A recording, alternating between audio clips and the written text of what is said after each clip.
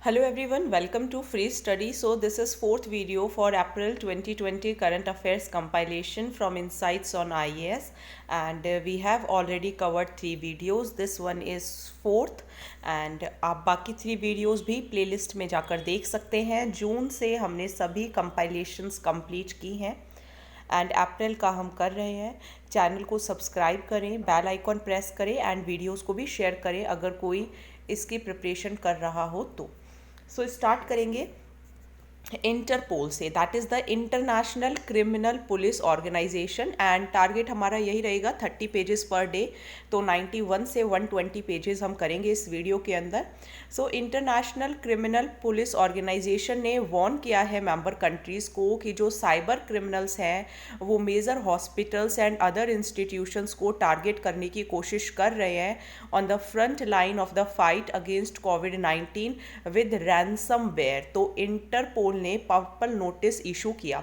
Interpole का क्या कहना है, वो ऑर्गेनाइजेशंस जो कि फोर फ्रंट पर हैं ग्लोबल रिस्पॉन्स टू द कोविड-19 आउटब्रेक, वो अब टारगेट बन गई हैं रैंसमवेयर अटैक्स का, means which were designed to lock them out of their critical systems in an attempt to extort payments.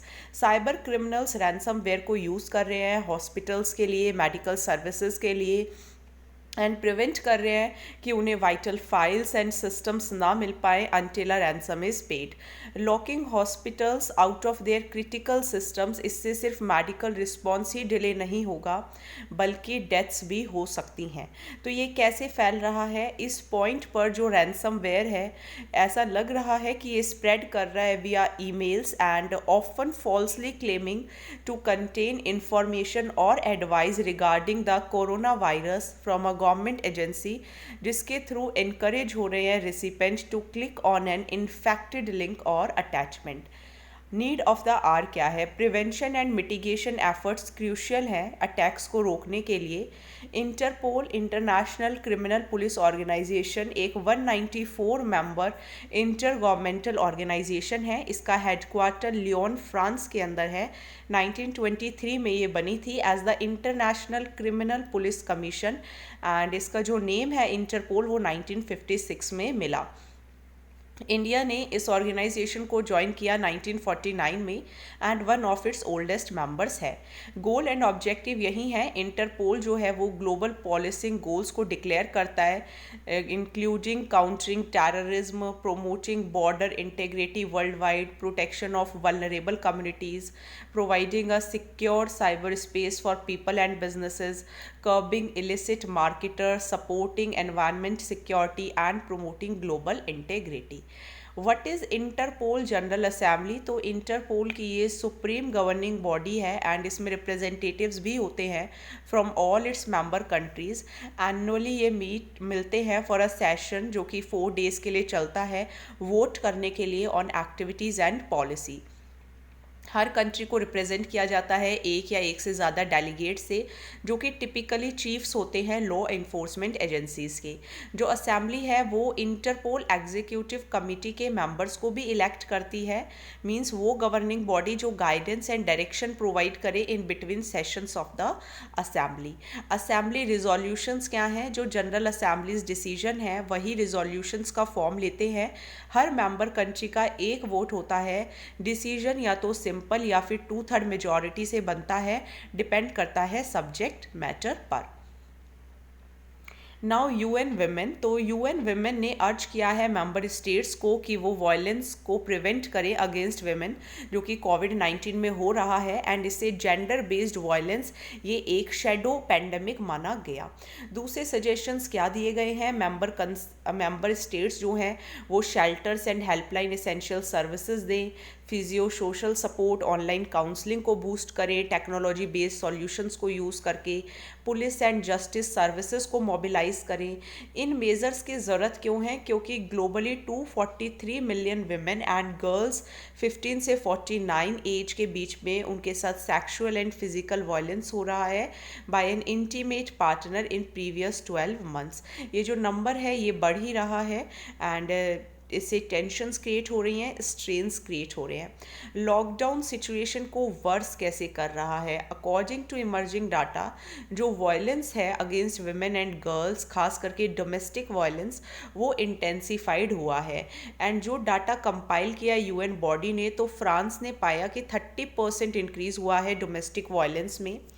And Argentina, Canada, ये हमने कल की वीडियो के अंदर भी पढ़ा था कि मार्च 20 से जो लॉकडाउन है उसकी वजह से अर्जेंटीना में 25% इंक्रीज़ हुआ, सिप्रस के अंदर 30%, सिंगापुर के अंदर 33%। Canada, Germany, Spain, UK, US में भी केसेस बढ़े हैं।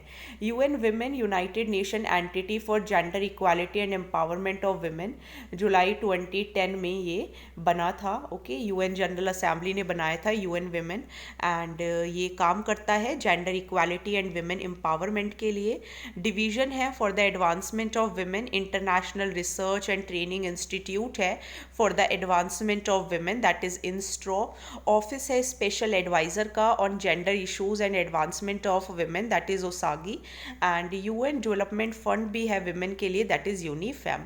मेन रोल्स यही हैं, इंटर गवर्नमेंटल बॉडीज को सपोर्ट करना, जैसे कि commission on the status of women, help करना मेंबर स्टेट्स को कि वो इन स्टैंडर्ड्स को इम्प्लीमेंट करें, एंड प्रोवाइड करें suitable technical and financial support to those countries that request it, and hold करें यूएन सिस्टम को accountable for its own commitments on gender equality, including regular monitoring of system-wide progress. Now we will read about GSAD, that is Global Initiative on Sharing All Influenza Data. तो अभी तक India ने 9 whole genome sequences novel corona virus के, that is SARS-CoV-2, वो share किए हैं with the global initiative on sharing all influenza data, that is GSAD, and इन सबको शेयर किया Pune based national institute of virology ने। बैकग्राउंड ये है, मार्च में इंडिया को 5th कंट्री बनाया गया था इन द वर्ल्ड जिसने सीक्वेंस को ज्वाइन किया of the genome of novel corona virus, that is covid. Genome sequencing एक ऐसी टेक्निक होती है, so why is it important to understand it? So that's why, and अभी तक 1000 कोविड-19 जीनोम्स जो हैं वो पब्लिश भी किए गए हैं। सीक्वेंसिंग नेसेसरी है ताकि ट्रैक किया जा सके ट्रांसमिशन रूट को, डिटरमाइन किया जा सके कि कितना क्विकली वायरस जो है वो अडेप्ट हो रहा है एज इट स्प्रेड्स, आइडेंटिफाई किए जा सके टारगेट्स टू थेरेपीज़, एंड ज़रूरत है कि रोल ऑफ को इन्फेक्शन भी समझा जाए। What is GSAD? तो ये एक पब्लिक प्लेटफॉर्म है जिसे WHO ने स्टार्ट किया था 2008 में, एंड ये एक ऑल्टरनेटिव है पब्लिक डोमेन शेयरिंग मॉडल का। GSAD शेयरिंग जो मैकेनिज्म है, it also took into account the concerns of member states by providing a publicly accessible data base design by scientist for scientist and to improve the sharing of influenza data. 2010 के अंदर जो federal Republic of Germany है वो official hotspot बन गया था GSAD platform का, तो G से GSAD, G से जर्मनी, एंड 2013 में यूरोपियन कमीशन ने भी रिकॉग्नाइज कर लिया था GSAD को as a research organisation and partner in the PREDEMICS consortium. Now UN peace keeping, तो यूएन चीफ एंटोनिया गुटेरस को उन्होंने सस्पेंड कर दिया rotation and deployment of peacekeepers June 30 तक, ताकि नोवल कोरोना वायरस के ट्रांसमिशन के रिस्क को मिटिगेट किया जा सके। यूएन पीस कीपिंग एक जॉइंट एफर्ट है department of peace operations and department of operational support का। इसे अथोराइज करते हैं सिक्योरिटी काउंसिल। जो फाइनेंशियल रिसोर्सेज हैं वो कलेक्टिव रिस्पॉन्सिबिलिटी है यूएन मेंबर स्टेट्स की। यूएन चार्टर के अकॉर्डिंग हर मेंबर स्टेट लीगली ऑब्लिगेटेड है कि वो अपना respective share for peace keeping को पे करें। यूएन पीस कीपर्स, जिसको ब्लू बैरेट्स या फिर ब्लू हैमलेट्स भी कहा जाता है because of their light blue berets और हेलमेट्स, इसके अंदर soldiers, police officers and civilian personnels भी आते हैं। पीस कीपिंग फोर्सेस को कंट्रीब्यूट करते हैं member states on a voluntary basis. जो सिविलियन स्टाफ है पीस ऑपरेशंस का, वो इंटरनेशनल सिविल सर्वेंट्स हैं which are recruited and deployed by UN secretariat. UN peace keeping help करता है कंट्रीज को which are torn by conflict create conditions for lasting peace. Peacekeeping की अलग strengths legitimacy, burden sharing and ability है to deploy and sustain troops and police from all over the globe.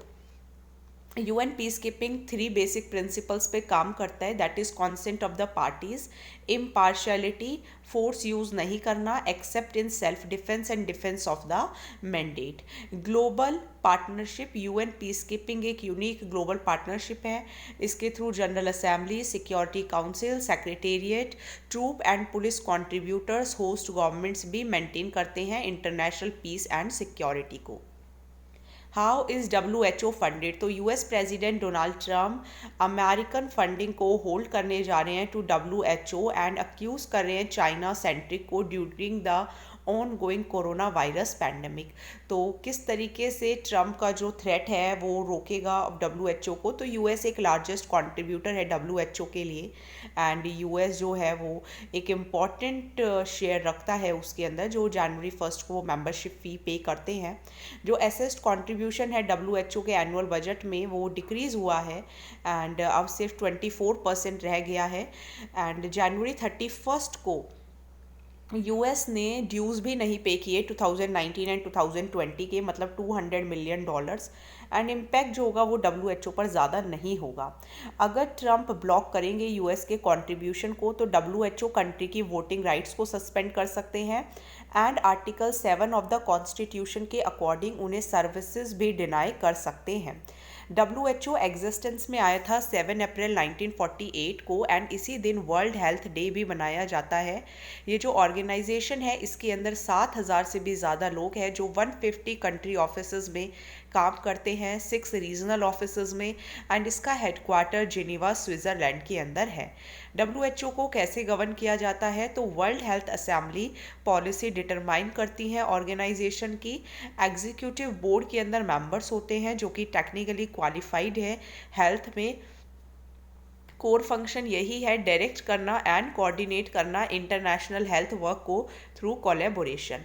WHO को fund मिलता है assist contribution से, voluntary contribution से, core voluntary contribution से and pandemic influenza preparedness contributions भी 2011 में start की गई थी ताकि मजबूत एंड स्ट्रेंथन किया जा सके शेयरिंग ऑफ इन्फ्लुएंजा वायरसेस को।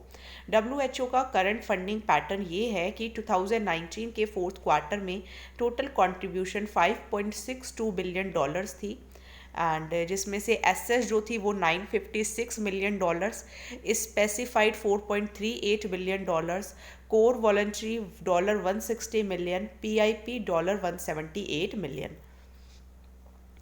यूएस अभी WHO का बिगेस्ट कंट्रीब्यूटर है, 14.67% यानी कि 553.1 मिलियन प्रोवाइड करते हैं। यूएस के बाद Bill and Melinda Gates Foundation 9.76%, $367.7। Third contributor है Gavi vaccine alliance at 8.39% and UK है 7.79% एंड जर्मनी है 5.68%। जो 4 नेक्स्ट बिगेस्ट डोनर्स हैं वो है UN office for coordination of humanitarian affairs, then world bank, rotary international, European commission. India ने 0.48% total contribution भी दिया है एंड चाइना का है 0.21%। Just a minute.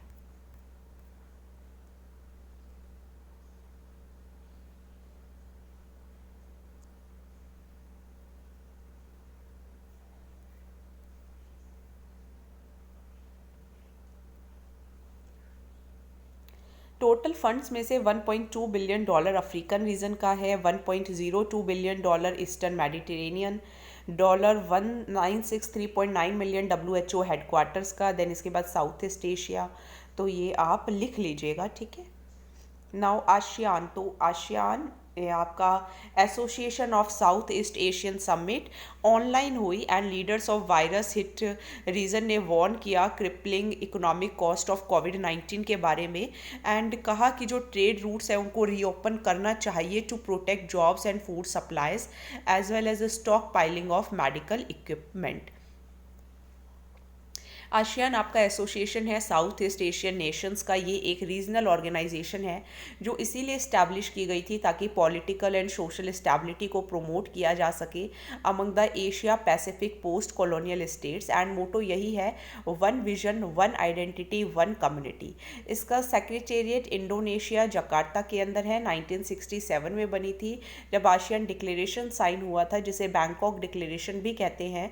Founding fathers ने साइन किया था। फाउंडिंग फादर्स हैं इसके Indonesia, Malaysia, Philippines, Singapore and Thailand. Institution का मैकेनिज्म क्या है? जो चेयरमैनशिप है वो एनुअली चेंज होती है अल्फ़ाबेटिकली ऑर्डर से। एशियन की जो समिट है वो हाईएस्ट लेवल अथॉरिटी जो है एशियन के अंदर, जो समिट है वो डायरेक्शन सेट करती है एशियन की पॉलिसीज़ एंड ऑब्जेक्टिव्स के लिए।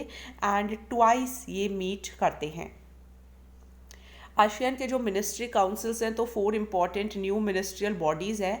एक तो है आपकी ASEAN coordinating council, then political security community council, then economic community council and then socio cultural community council.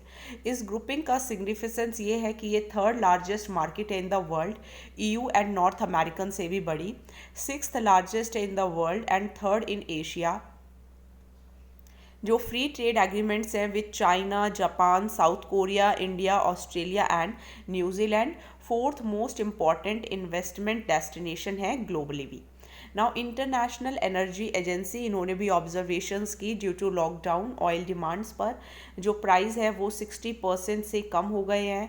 And pricing war चली between Saudi Arabia and Russia and global demand भी fall हुई है। ड्रॉप 9.3 मिलियन बैरल्स का per day नापा गया है। Impacts and implications क्या रहेंगे? जो चिपर होगा तो कंज्यूमर्स एंड एनर्जी हंग्री जो बिजनेसेस हैं उनका कॉस्ट ऑफ प्रोडक्शन कम होगा एंड इससे जो स्टेट के फाइनेंसेस हैं वो भी कम होंगे एंड रिलेटिवली जो पुअर कंपनीज हैं and pushing companies to bankruptcy. जो ब्रॉड लिमिट्स लगाई गई ट्रैवल एंड बिजनेस पर तो काफ़ी कंज्यूमर्स जो हैं वो एडवांटेज नहीं उठा पाएंगे इन लो प्राइजेस का। जो रिसेंट डील हुई है ओपेक एंड अदर कंट्रीज में उसके थ्रू ग्लोबल आउटपुट भी कम होगा बाय सम 9.7 मिलियन बैरल्स।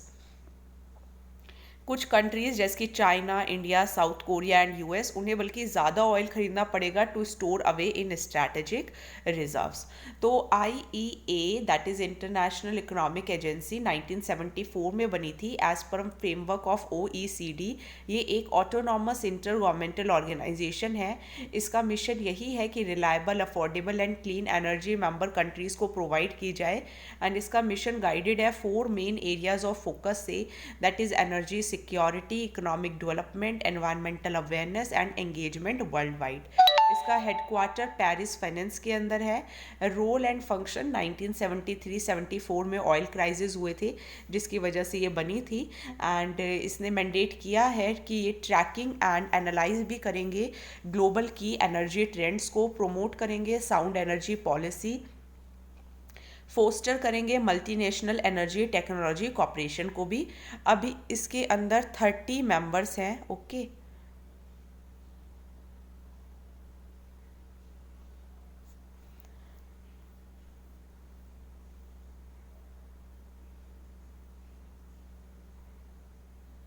अभी इसके अंदर 30 मेंबर्स हैं, 8 एसोसिएशन कंट्रीज़ हैं एंड अगर कोई भी कंट्री मेंबर कंट्री बनना चाहती है इसका तो वो OECD का भी मेंबर होना चाहिए, लेकिन सभी OECD मेंबर्स IEA मेंबर्स नहीं होते।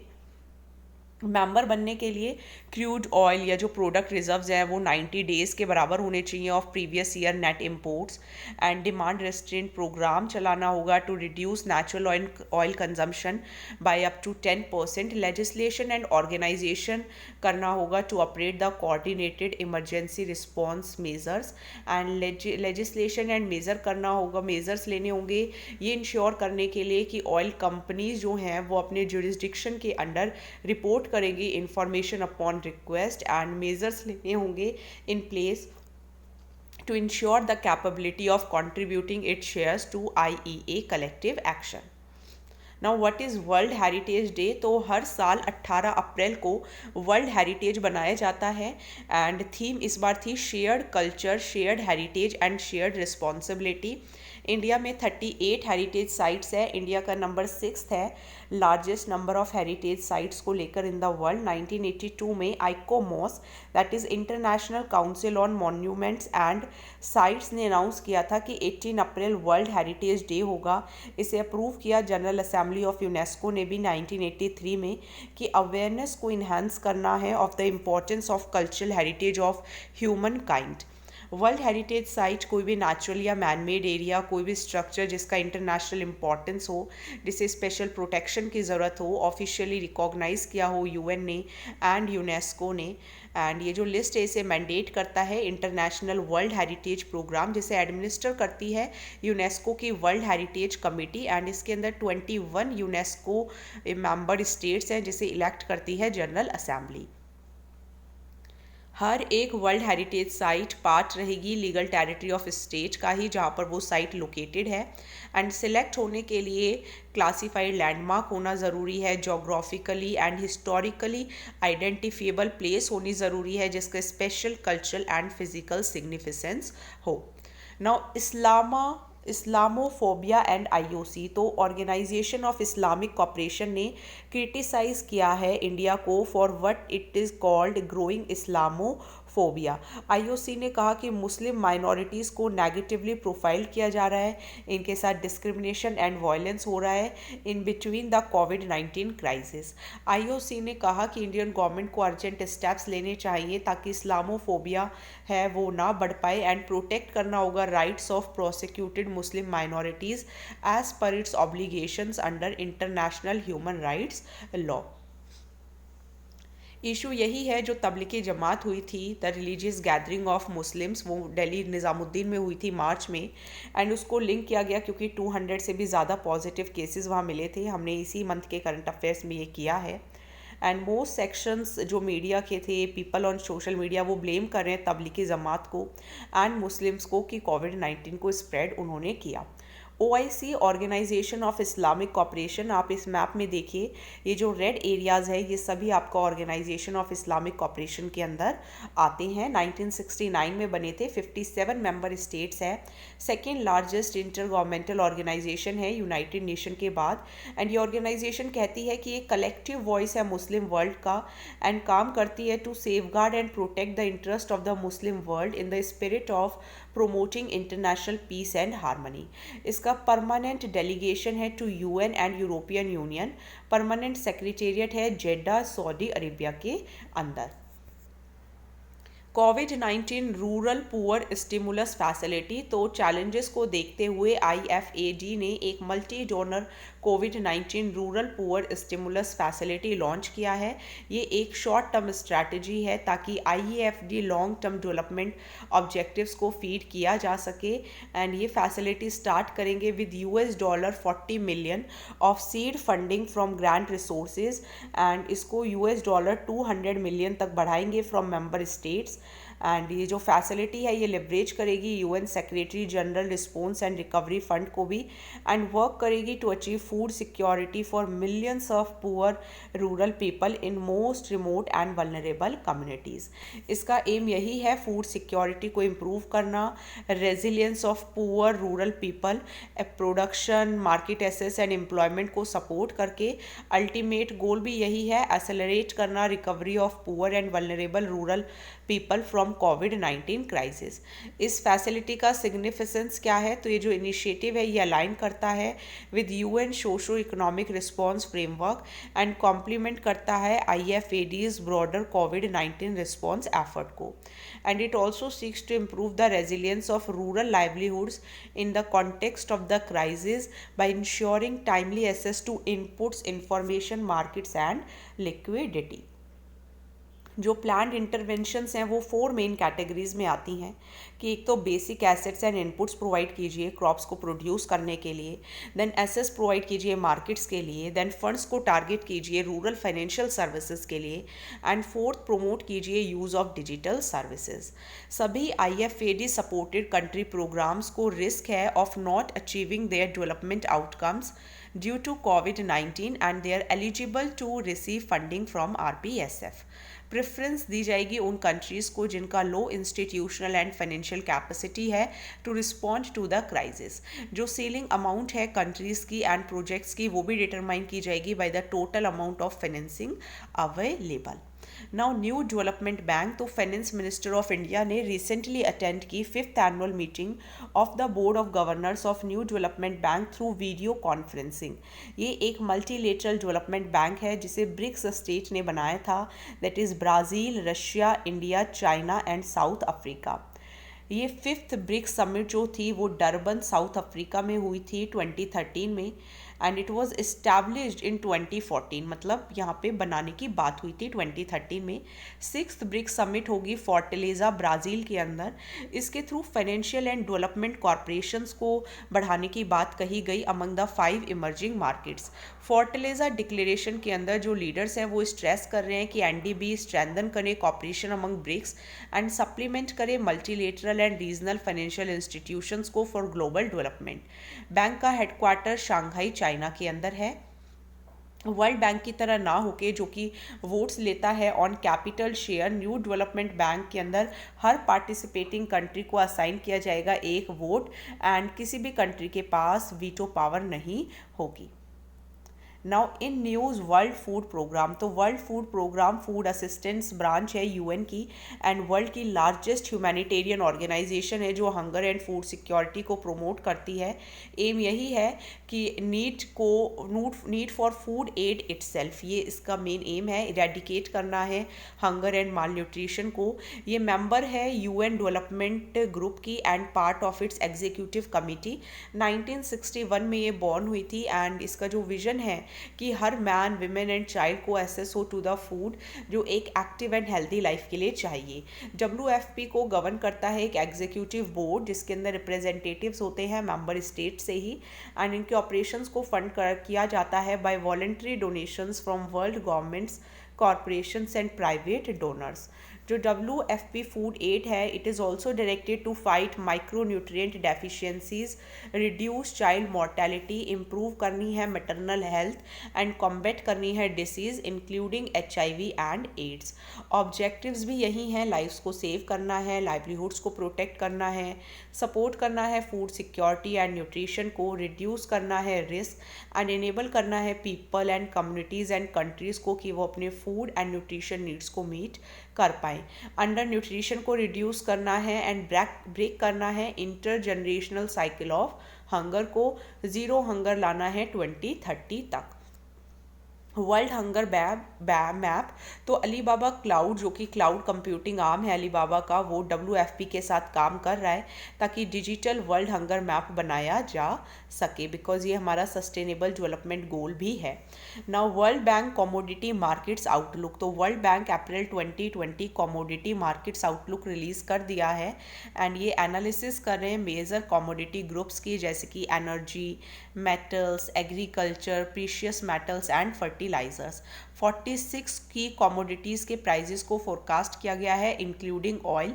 इसे पब्लिश किया जाता है अप्रैल एंड अक्टूबर के अंदर। कोविड-19 पैंडमिक से डिमांड एंड सप्लाई दोनों पर असर पड़ेगा। इफ़ेक्ट्स जो होंगे वो ड्रामेटिक होंगे। ऑयल प्राइजेस जो होंगे वो फॉल होने की उम्मीद की जा रही है। जो फूड मार्केट्स होंगी वो वेल इक्विप्ड होंगी एंड जो हॉल्ट है इकोनॉमिक एक्टिविटीज़ का has taken a toll on industrial commodities such as copper and zinc. Commodity dependent emerging markets and developing economies भी अमंग द मोस्ट वल्नरेबल हैं to the economic impacts of the pandemic. Importer and exporters are likely to see some long-term shifts in their markets due to the pandemic and transport cost भी बढ़ सकती है due to enhanced border checks and जो break है emissions के अंदर वो इसीलिए हो पाएगा due to some restrictions जिसकी वजह से public pressure बढ़ेगा for greener transport and lowered fossil fuel use. Now we will read about UNCTAD, that is United Nation Conference on Trade and Development ने अपना trade and development report release कर दिया है and hardship है due to कोविड-19 pandemic. Developing countries का जो डेप्ट है वो 2.4 से 3.6 ट्रिलियन डॉलर तक पहुंच गया इन 2020 एंड 2021। कोरोना वायरस से पहले भी डेप्ट स्पाइरल में ही फंसे हुई थी developing economies, and corona virus की वजह से और ज़्यादा ये ट्रिगर हुआ। नीड ऑफ द आर यही है, 3 स्टेप्स लेने होंगे। Automatic temporary land stand stills, मतलब इफेक्टिव रिस्पॉन्स को फैसिलिटेट करना होगा कोविड-19 shock through increased health and social expenditure. Dept relief and restructure programmes बनाने होंगे। इंटरनेशनल डेवलपिंग कंट्री डेप्ट अथॉरिटी, ताकि देखें वो कि किस तरीके से इम्प्लीमेंटेशन हुई है, फाउंडेशंस को ले डाउन करें for a more permanent international framework. UNCTAD एक परमानेंट इंटर गवर्नमेंटल बॉडी है जिसे UN जनरल असेंबली ने 1964 में बनाया था। ये UN सेक्रेटेरिएट का ही पार्ट है। ये रिपोर्ट करती है UN जनरल असेंबली एंड इकोसॉक को, that is economic and social council, लेकिन इसकी खुद की मेंबरशिप, लीडरशिप एंड बजट है। ये पार्ट है UN डेवलपमेंट ग्रुप का ही। एम यही है कि सस्टेनेबल डेवलपमेंट गोल्स 2013 के टारगेट्स को अचीव करना है।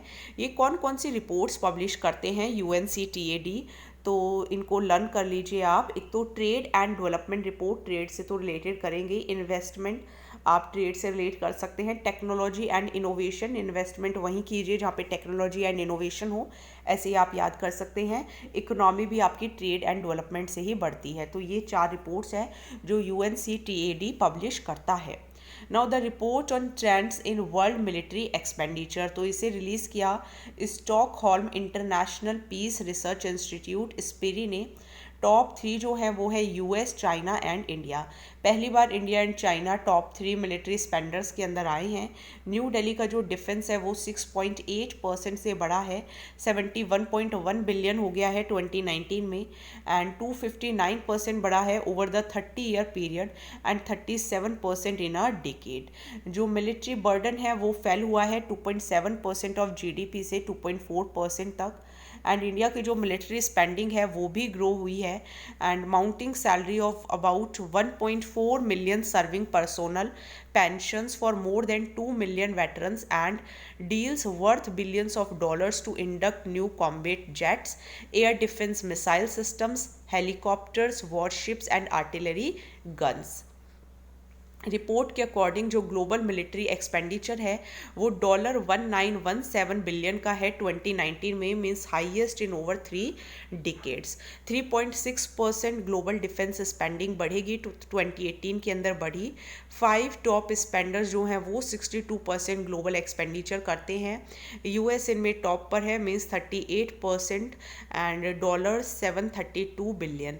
चाइना का जो एक्सपेंडिचर है 1994 से, मीन्स लगातार 25 साल जो है वो भी मैच कर रहा है with the countries economic growth. Now Petersberg climate dialogue, तो 11th and first ever virtual dialogue ये हुआ 28 अप्रैल 2020 को, एंड इंडिया विद 30 कंट्रीज। इन्होंने डिस्कस किया कि किस तरीके से कोविड-19 के इफ़ेक्ट्स को चैलेंज किया जाए। पीटर्सबर्ग क्लाइमेट डायलॉग को होस्ट करती है जर्मनी, 2010 से ही कर रही है। ये इनिशिएटिव है जर्मन चांसलर एंजेला मार्कल का, एंड इसे होस्ट करते हैं German federal ministry for environment, nature conservation, building and nuclear safety. ये जो डायलॉग है इसे को चेयर किया जर्मनी एंड UK ने, जो कि इनकमिंग प्रेसिडेंसी है 26 COP की to UNFCCC। What is APEC, that is Asia Pacific economic cooperation, तो इसके अंदर भी 2.7% इकोनॉमिक डिक्लाइन पाया गया है, and since near zero growth rate जो कि 2009 में थी उससे इसको कंपेयर किया जा सकता है। अनएम्प्लॉयमेंट रेट भी 5.4% होगा 2020 में, 2019 में 3.8% था, मतलब एडिशनल 23.5 मिलियन वर्कर्स अनएम्प्लॉयड होंगे 2020 के अंदर। इकोनॉमिक रिबाउंड जो है वो फोरकास्ट किया जा रहा है 2021 में with the anticipated growth of 6.3%, means higher than the projected 5.8%। APEC Asia Pacific economic cooperation एक रीजनल इकोनॉमिक फोरम है जिसे 1989 में इस्टेब्लिश किया गया था। एम यही है ग्रेटर प्रॉस्पेरिटी देना उन लोगों के लिए जो कि प्रमोट करते हों by promoting balanced, inclusive, sustainable, innovative and secure growth and accelerating regional economic integration. ये सभी रेजिडेंट्स को हेल्प करता है एशिया पैसिफिक के अंदर। एंड क्लाइमेट चेंज को देखने के साथ साथ ये एनर्जी एफिशिएंसी को इंक्रीज एंड सस्टेनेबल मैनेजमेंट को भी प्रोमोट करता है। मेंबर्स को भी अलाउ करते हैं कि वो न्यू चैलेंजेस ले सकते हैं टू रीजन इकोनॉमिक वेलबींग। जो 21 इनकी इकोनॉमीज़ हैं, मेंबर इकोनॉमीज़, वो हैं आपकी Australia, Brunei, Jerusalem, Canada, Chile, People's Republic of China, Hong Kong China, Indonesia, Japan, Republic of Korea, Malaysia, Mexico, New Zealand, Papua New Guinea, Peru and Philippines, Russian Federation, Singapore, Chinese Taipei, USA and Vietnam. India का permanent mission to the United Nation, तो India ने diplomat TS Tirumurti को appoint किया है, जो कि serve करेंगे as secretary in the ministry of external affairs as its permanent representative to the UN. Permanent missions to the UN article 1 subsection 7 of Vienna convention के अंदर है on the representation of states in their relations with international organisations of a universal character, a permanent mission एक ऐसा mission of permanent character representing the state जिसे send किया हो state member of an international organisations ने ही। Permanent mission एक diplomatic mission है जिसके अंदर हर मेंबर स्टेट डिप्यूट करती है to the UN and it is headed by permanent representative who is also referred to as the UN ambassador. Role and functions यही हैं, असिस्ट करना होगा in realisation of the purposes, necessary liaison बनाना होगा between member states and secretariats. And इसका जो headquarter है वो न्यूयॉर्क सिटी में है and it can also be appointed to other UN offices in Geneva, Vienna and Nairobi. India का जो परमानेंट मिशन है यूएन के अंदर 8 इंडियंस हैं जो कि सीनियर लीडरशिप में हैं यूएन में at the level of UN security general and assistant secretary general. First Indian जो डेलीगेट्स थे वो थे Arcot Ramaswami Mudaliar, freedom fighter Hansa Mehta, Vijaya Lakshmi Pandit and Lakshmi Menon. Mehta and Pandit जो हैं वो 15 विमेन मेंबर्स में से हैं। India one of the select committee of UN declaration हमने साइन किया था at Washington on January 1, 1942। India ने जो यूएन की कॉन्फ्रेंस हुई थी on international organisation at San Francisco from 25 April to 26 June 1945, उसमें भी पार्टिसिपेट किया था। नाउ जनरल स्टडीज़ 3, तो वेज एंड मीन्स एडवांसेस, तो थोड़ा इंडियन इकोनॉमी पढ़ेंगे। तो रिजर्व बैंक ऑफ इंडिया ने 60% इंक्रीज़ कर दिया है वेज एंड मीन्स एडवांसेस में and in limits of state government over and above the level as on 31st March, ताकि कोविड-19 के कंटेनमेंट एंड मिटिगेशन एफर्ट्स को देखा जा सके एंड बेटर प्लान की जा सके मार्केट बोरोइंग्स। इसका एम यही है ताकि जो फॉल आउट है उसको मीट किया जा सके। Ways and means advances temporary loan announce facilities होती हैं जो आरबीआई देती है गवर्नमेंट को ताकि टेम्पररी मिसमैचेस को मीट किया जा सके। गवर्नमेंट इंटरेस्ट पेमेंट देती है इसके बदले में सेंट्रल गवर्नमेंट को जब भी मनी बोरो करेगी एंड जो रेट ऑफ इंटरेस्ट होता है वो सेम होता है as repo rate and tenure होता है 3 मंथ्स। जो लिमिट्स हैं उसे डिसाइड करते हैं RBI and government of India. Sources of finance section 17 sub section 5 के अकॉर्डिंग नहीं है, मीन्स एथोराइज करते हैं सेंट्रल गवर्नमेंट को कि वो लैंड कर सकते हैं सेंट्रल एंड स्टेट गवर्नमेंट को subject to their being repayable सिर्फ 3 महीने तक ही, मतलब 3 महीने के बाद एक्शन विल बी टेकन। जो WMA स्कीम है सेंट्रल गवर्नमेंट की, इसे अप्रैल 1, 1997 में स्टार्ट किया गया था एंड जो 4 year old system treasury bills उसको ख़त्म किया गया था। गवर्नमेंट को एक्स्ट्रा मनी क्यों चाहिए? क्योंकि ओवरड्राफ्ट्स के लिए 2% जो ओवरड्राफ्ट्स के ऊपर इंटरेस्ट रेट है वो ज़्यादा है देन रेपो रेट। 2 तरीके हैं वेज एंड मीन्स एडवांसेस के, एक है नॉर्मल, एक है स्पेशल। स्पेशल के अंदर जो इंटरेस्ट रेट होता है वो लेस होता है than repo rate and number of loans जो नॉर्मल के अंदर होता है वो 3 ईयर एवरेज होता है actual revenue and capital expenditure का। Now what are the existing WMA limits and overdraft conditions? तो सेंटर के लिए जो WMA लिमिट है फर्स्ट हाफ ऑफ 2020 टू 2021 ये फिक्स की गई है 1,20,000 करोड़, मतलब 60% हाइयर देन 75,000 करोड़ लिमिट। जो लिमिट है वो सेकेंड हाफ में 35,000 करोड़ कर दी जाएगी। स्टेट्स के लिए जो लिमिट है वो 32,225 करोड़ है एंड अप्रैल 1 को RBI जो है वो 30% हाइक भी करने जा रही है now which is now enhance to 60%, मतलब 51,560 करोड़। हायर लिमिट वैलिड रहेगी टिल सितंबर 30। सेंट्रल गवर्नमेंट जो है, सेंट्रल बैंक जो है वो इस पीरियड को एक्सटेंड भी कर सकते हैं in an overdraft from 14 to 21 days and from 36 to 50 working days during a quarter. Now marginal cost of fund based lending rate या फिर MCLR क्या होता है? तो स्टेट बैंक ऑफ इंडिया, जो कि इंडिया का लार्जेस्ट लैंडर है, उन्होंने marginal cost of fund lending based rate जो है वो रिड्यूस किया 35 बेसिक पॉइंट से, एंड जो न्यू रेट है वो अप्रैल 10 से लागू हो जाएंगे। ये जो मूव है ये RBI का है, जहाँ पे रेपो रेट को भी रिड्यूस किया गया था 75 बेसिक पॉइंट से in the first week of move. Now MCLR एक मिनिमम इंटरेस्ट रेट है that a bank can lend it. ये 4 कंपोनेंट्स के बेसिस पे कैलकुलेट होता है, that is marginal cost of funds, negative carry to count of fund cash reserve ratio, and operating cost and tenor premium. इसका genesis क्या है? Reserve bank of India ने इसे इंट्रोड्यूस किया था for fixing interest rates from 1 April 2016 and replace किया base rate structure को which had been in place since July 2010।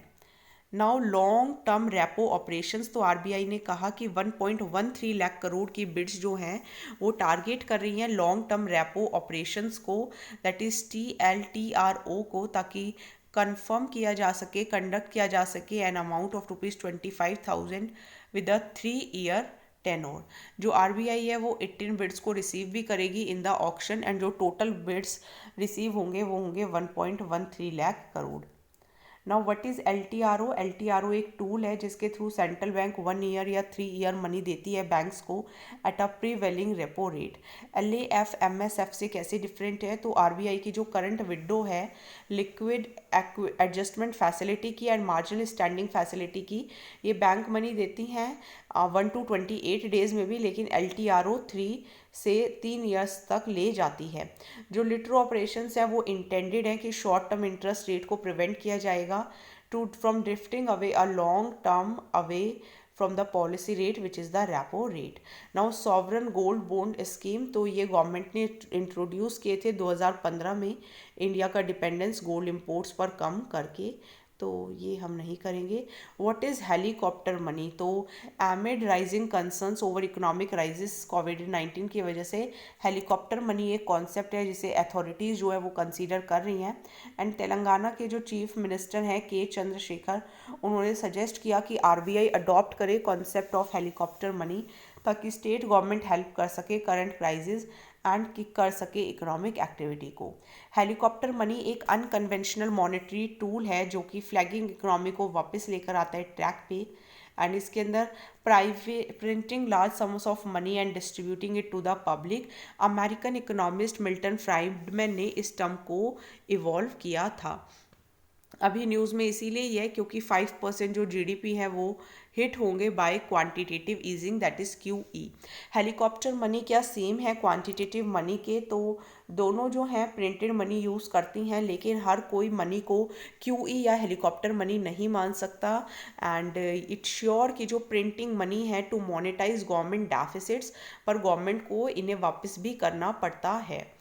Now helicopter money कैसे हेल्प करेगा? तो एक्सटेंशन होगा नॉन रिपेबल मनी ट्रांसफ़र का from central bank to the state and central government and all good points. Now how the RBI is handling the great lockdown?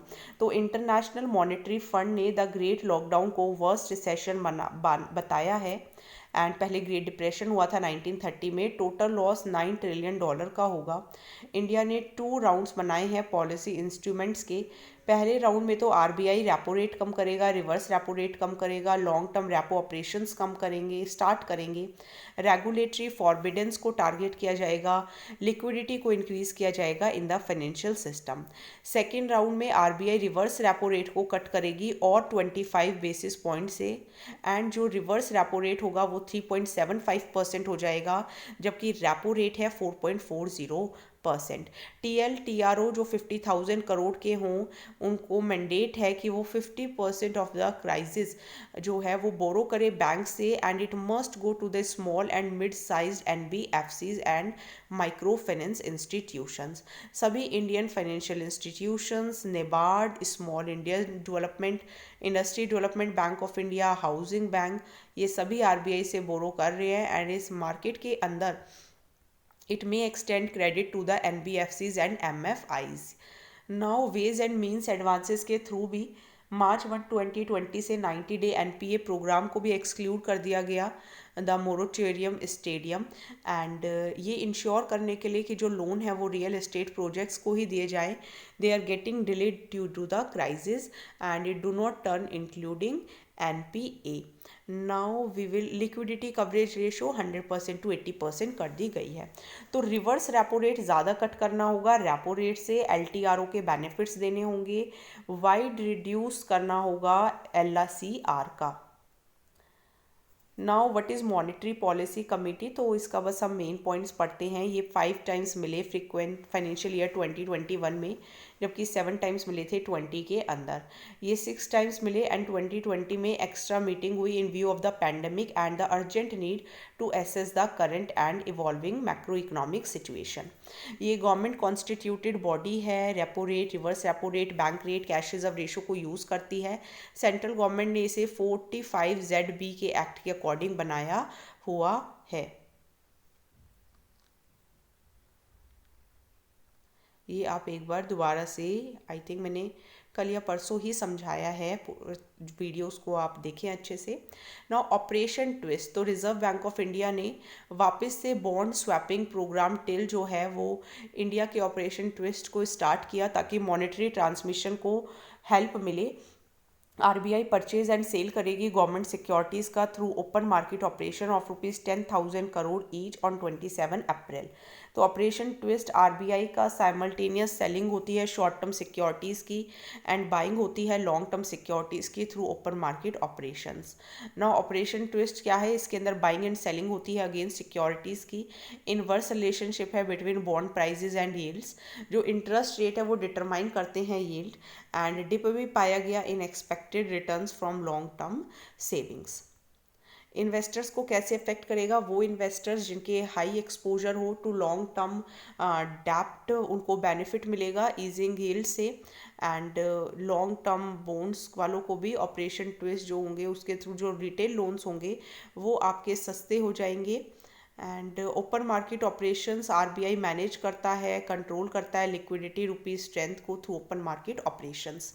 Now business correspondents, तो self help women working as business correspondents for banks, that is BC सखीज and bank सखीज, एक vital role play कर रहे हैं for disbursement of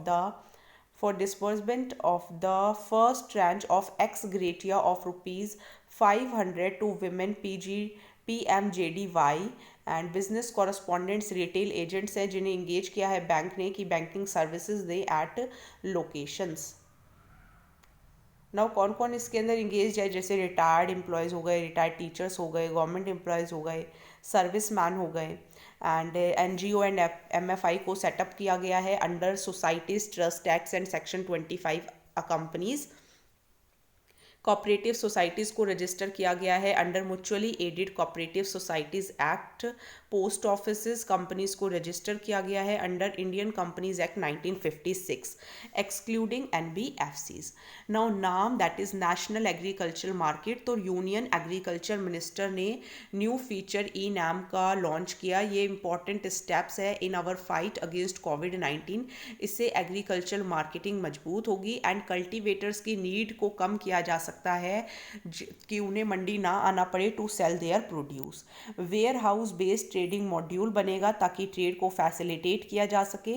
जो FPO trading module है E-NAM के अंदर, जहाँ पे फार्मर प्रोड्यूसर ऑर्गेनाइजेशन ट्रेड कर सकते हैं अपना producer produce from there collection centre बिना एपीएमसी के अंदर आए हुए। इसके अंदर इन्हांस्ड ये वर्जन है e NAM, that is national agriculture market, एक ऑनलाइन ट्रेडिंग प्लेटफॉर्म है एग्रीकल्चर प्रोड्यूस के लिए जो फार्मर्स, ट्रेडर्स एंड बायर्स को हेल्प करेगा बाय स्मूथ मार्केटिंग। इसे सेंटर ने 2015 में लॉन्च किया था एंड अब ये 585 मंडीज़ के अंदर एक्सटेंड हो चुका है। Small farmer agri business consortium lead agency है for implementing e NAM under the aegis of ministry of agriculture and farmer welfare, government of India. NAM के कुछ इंपॉर्टेंट एडवांटेजेस हैं फार्मर्स के लिए, क्या है कि मोर ऑप्शंस मिलते हैं सेल के लिए, लोकल ट्रेडर के लिए ज़्यादा अपॉर्चुनिटी मिलती है लार्जर मार्केट शेयर के लिए for secondary trading, bulk buyers, processors and exporters होते हैं, ग्रेजुअल जो इंटीग्रेशन है सभी मेजर मंडीज़ का, उससे कॉमन प्रोसीजर्स फॉलो किए जाते हैं जिससे free and Levi of free and movement of produce. एक बार आप ये डायग्राम ज़रूर देखें।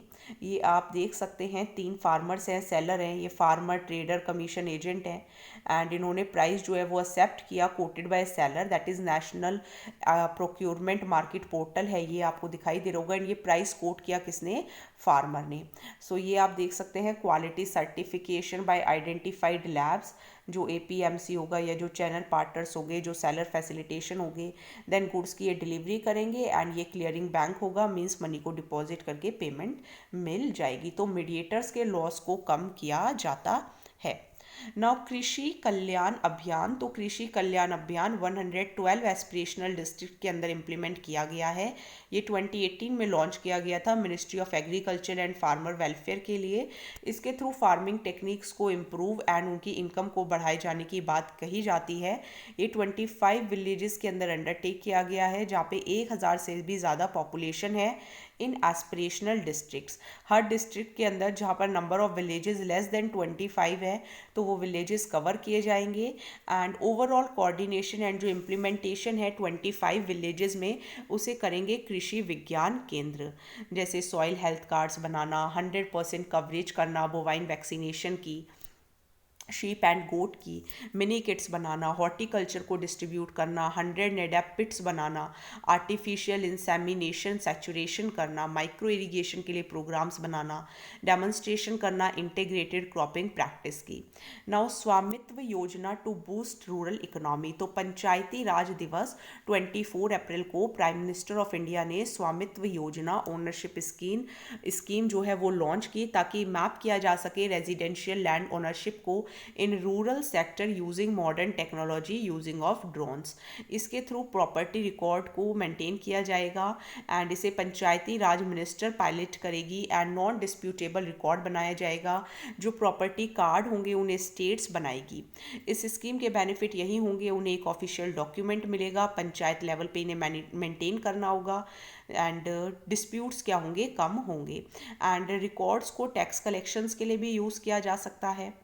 ओके, सो लास्ट टॉपिक करेंगे हम आज का, that is MSP for MFP. तो ट्राइफेड ने state nodal department and implementation agencies को कहा है कि वो प्रोक्यूरमेंट करें अवेलेबल फंड्स का from under MSP for MFP scheme and ये जो मेजर्स हैं ये नेसेसरी हैं ताकि लॉकडाउन के जो असर है ट्राइबल कम्युनिटीज़ पर उसे मिटिगेट किया जा सके। यूनियन कैबिनेट ने 2013 में ये जो सेंट्रल स्पॉन्सर्ड स्कीम थी इसे अप्रूव किया था for marketing of non-nationalized, non-monopolized MFP and development of value chain of MFP through MSP। ये एक मेजर है जो सोशल सेफ्टी देता है MFP गैदरर्स को जो कि प्राइमरीली मेंबर्स होते हैं एसटी के and most of them in left wing extremism area. इस स्कीम के अंदर 967.28 करोड़ है as central government share and 249.50 crore as the state share for the current plan period. So इसके अंदर कवरेज शेड्यूल्ड एरियाज 8 स्टेट्स के and fixed MSP for 12 MFPs and ये सभी state and union territories के अंदर फैलाया गया बाद में। अभी 40 आइटम से भी ज़्यादा इसके अंदर इंक्लूडेड है। मिनिस्ट्री ऑफ ट्राइबल अफेयर्स इसकी नोडल मिनिस्ट्री है जो इसको इम्प्लीमेंट करती है। माइनर फॉरेस्ट प्रोड्यूस को नॉन टिम्बर फॉरेस्ट प्रोड्यूस भी कहते हैं जो कि मेजर सोर्स है लाइवलीहुड का, food and medicinal needs provide करता है, कैश इनकम प्रोवाइड करता है एसटीज़ को। 100 मिलियन फॉरेस्ट ड्वेलर्स है जो कि इनके ऊपर डिपेंड हैं। So thank you so much. PM किसान वैसे तो हम पढ़ चुके हैं, लेकिन कल हम इसको दोबारा रिवाइज करेंगे। सो कल वीडियो जो है वो कंप्लीट हो जाएगी हम 122 से, क्योंकि लास्ट के जो 15 पेजेस होंगे वो फैक्ट्स फॉर प्रीलिम्स होंगे। सो उसके लिए एक अलग से वीडियो बना दी जाएगी। आपके अप्रैल के करंट अफेयर्स जो हैं वो विद इन 2 डेज़ कंप्लीट हो जाएंगे। ठीक है, तो अब आपको बस रिवीजन करना है। मई के करंट अफेयर्स जब आएंगे तब तक ये भी पता चल जाएगा कि एग्ज़ाम कब है। ठीक है, अगर एग्ज़ाम जो है वो 15 दिन भी डिले होगा तो हम मई के करंट अफेयर्स नेक्स्ट मंथ कर लेंगे। इसके अलावा इकोनॉमिक सर्वे चैनल पर पढ़ाया जाएगा। So if you are interested आप उन वीडियोज़ को भी ज़रूर देखें एंड इसके साथ साथ शेयर भी करें। Thank you.